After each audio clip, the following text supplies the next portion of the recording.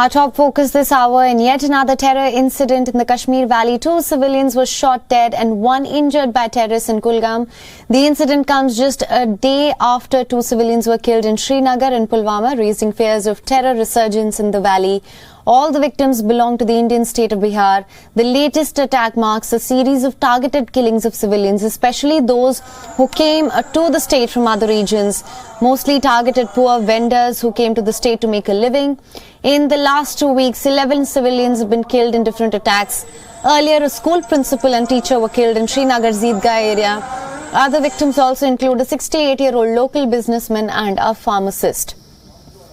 Earlier, local police have blamed terrorists acting on the explicit instruction of Pakistani agencies. Police say that the perpetrators are trying to create an atmosphere of fear with the motive of disrupting communal harmony. The previous attacks have had dual claims of responsibility by terrorist groups, both from the Resistance Front, an offshoot of the Lashkar-e-Toiba group, and Jaish-e-Mohammed. Both are banned terror groups operating out of Pakistan.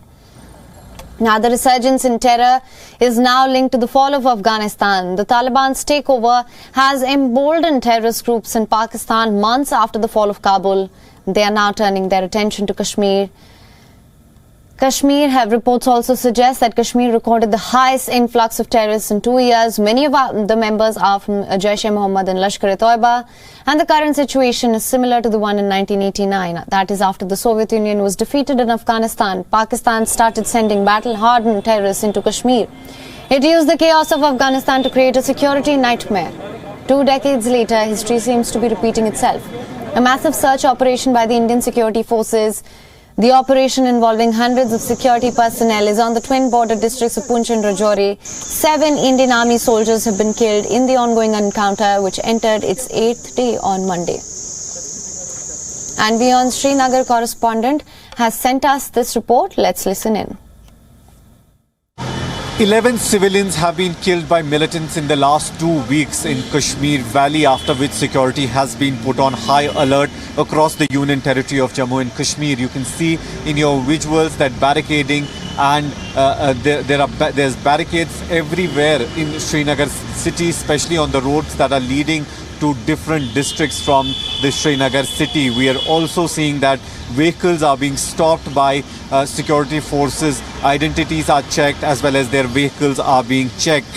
We are also told that over 900 people have been detained by Jammu and Kashmir police in the last few days, who are investigating the cases of these civilian killings. Yesterday we saw that 2 laborers were shot dead in South Kashmir's Kulgam district, after which security was put on high alert.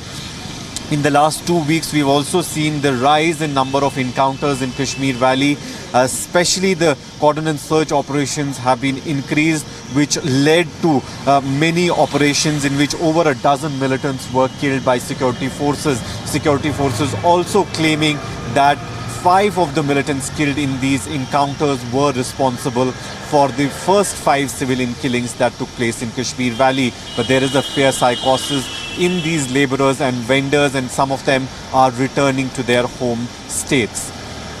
With video journalist Feroz Idris Lone for WION World is One. WION is now available in your country. Download the app now. Get all the news on the move.